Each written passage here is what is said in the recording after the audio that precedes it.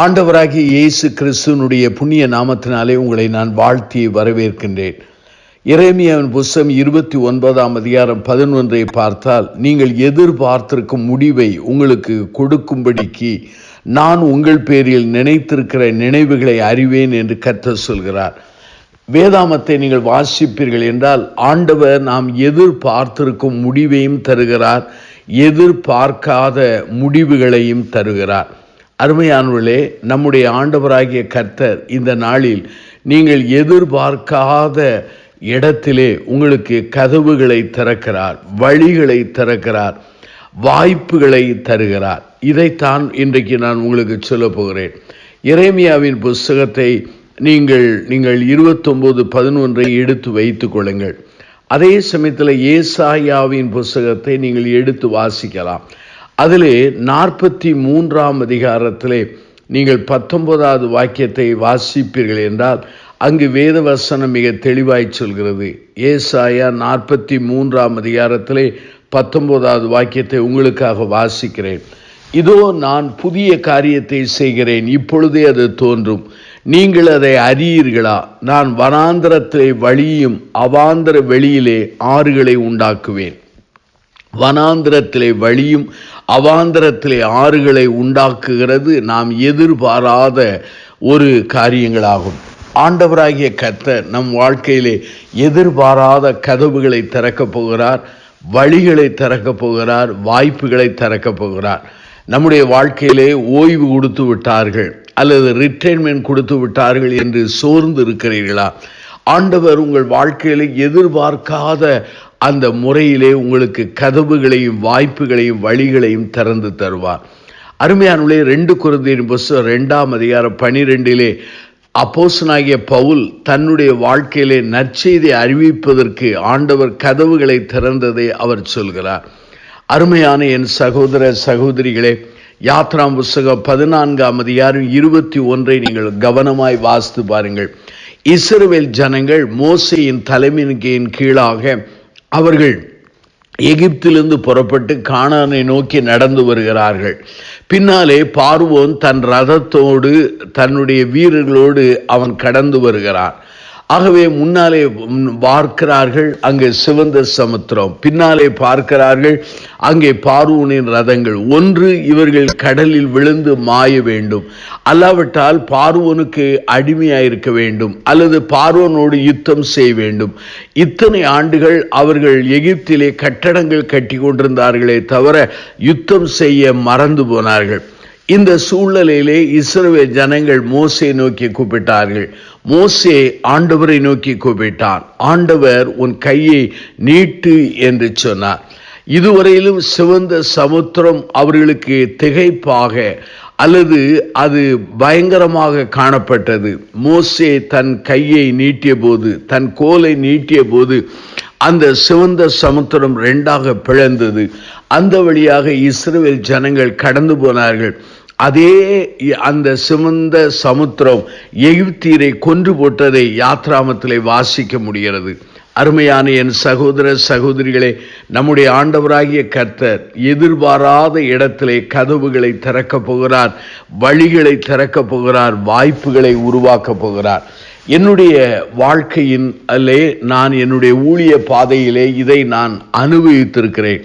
நான் எதிர்பார்க்காத இடங்களிலே கதவுகள் திறந்திருக்கிறது, எதிர்பார்க்காத இடங்களிலே வழிகளை திறந்திருக்கிறார், எதிர்பார்க்காத இடங்களிலே நம்முடைய ஆண்டவராகிய கர்த்தர் எனக்கு வாய்ப்புகளை தந்து என்னை ஆசீர்வதித்திருக்கிறார். என்னை ஆசீர்வதித்த தேவன் உங்களை ஆசீர்வதிக்க மாட்டாரா? கட்டாயம் அவர் ஆசீர்வதிக்க வல்லமுள்ளவராயிருக்கிறார்.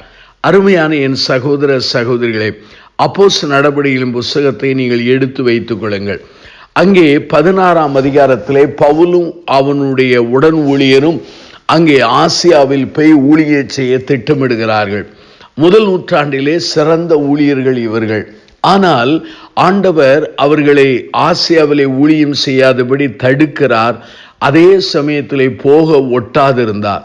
இந்த சமயத்திலே அப்போஸ்தலனாகிய பவுல் காத்திருக்கிறார். அந்த சமயத்திலே அப்போஸ்தலர் 16ஆம் அதிகாரம் 10 சொல்கிறது, அங்கே 9-10 வரை வாசித்தால், அங்கே ராத்திரியிலே பவுலுக்கு ஒரு தரிசனம் உண்டாயிற்று. அது என்னவெனில், மகதோனியா தேசத்தான் ஒருவன் வந்து நின்று, நீர் மகதோனியாவுக்கு வந்து எங்களுக்கு உதவி செய்ய வேண்டும் என்று தன்னை வேண்டிக் கொண்டதாக இருந்தது.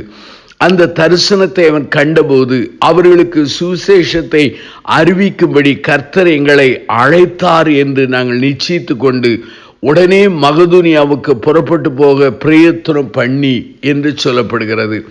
இந்த மகதோனியா நாட்டுக்காரன் தரிசனத்தின் மூலமாக, இந்த தரிசனத்தை பெற்றுக்கொண்ட பவுல் தன்னை ஆண்டவர் மகதோனியா பகுதிக்கு அழைத்தார் என்று நிச்சயித்து கொண்டு அந்த மகதோனியா பகுதியிலே போய் ஊழியம் செய்ய போகிறார்.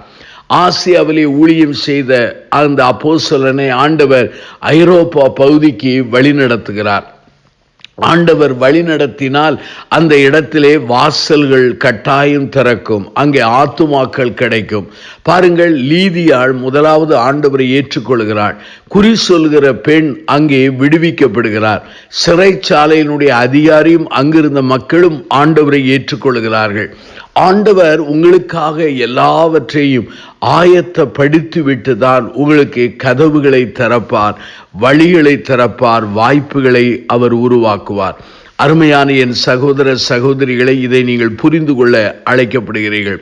வெளிப்படுத்த விசேஷம் 3ஆம் அதிகாரம் 7-8 நீங்கள் வாசித்து பார்த்தால், ஆண்டவராகிய நம்முடைய கர்த்தரிடத்திலே அவர் கதவுகளை திறக்கக்கூடிய அங்கே திறவுகோல் உண்டு.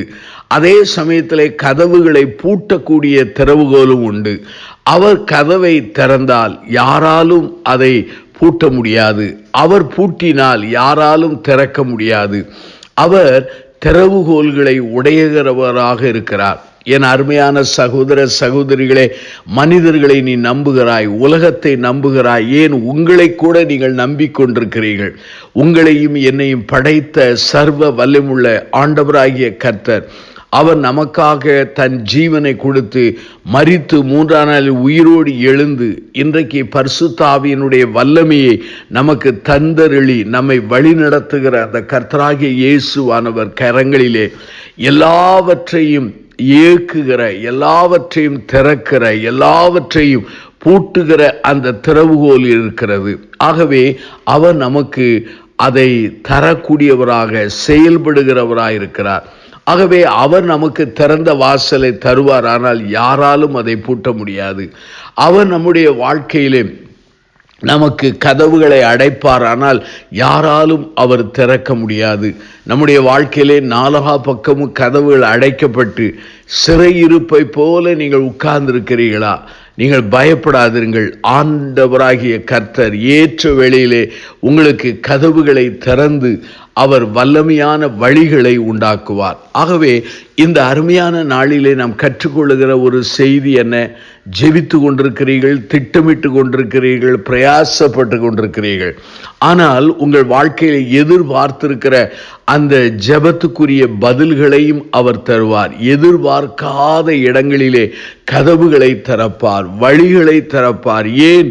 உங்களுக்கு வாய்ப்புகளை உருவாக்க அவர் வல்லமுள்ளவராயிருக்கிறார்.